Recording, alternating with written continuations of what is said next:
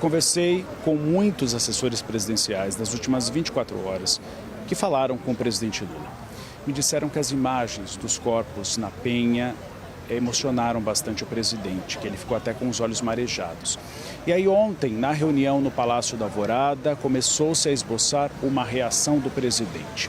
O presidente, nos bastidores, considerou que a operação não foi exitosa, que a operação teve vários problemas, que a mortalidade poderia ter sido menor se tivesse a participação do governo federal com inteligência, que a PEC da segurança pública se mostra cada vez mais necessária. Mas ele não quis, em um primeiro momento, se pronunciar. Por quê? Porque houve um esboço de uma estratégia, principalmente vinculada a uma tentativa de adotar cautela para não prejudicar a imagem do presidente Lula. Vocês lembram que o presidente cometeu uma gafe imensa quando estava na Ásia. Ele disse que os traficantes também eram vítimas dos usuários de drogas.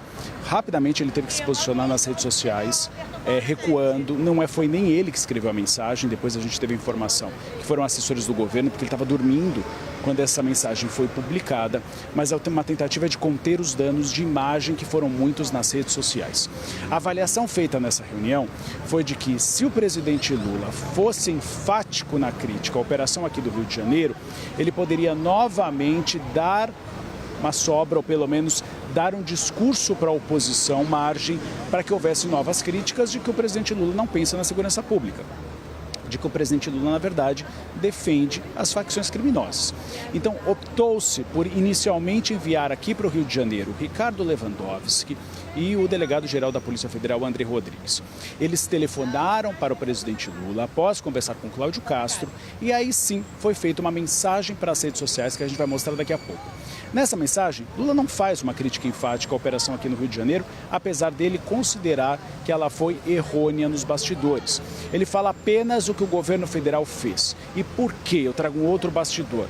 Porque o Palácio do Planalto teve uma pesquisa em mãos que mostra que a maioria dos comentários das redes sociais era elogioso em relação à operação aqui no Rio de Janeiro. Então, houve uma percepção de que realmente isso poderia afetar a imagem do presidente. E aí ele decidiu fazer uma mensagem protocolar. Ele não virá ao Rio de Janeiro, isso não está previsto para conversar com Cláudio Castro, porque ele considera que neste momento é necessário que as críticas sejam feitas ao governador e não sejam vinculadas a ele nesse momento.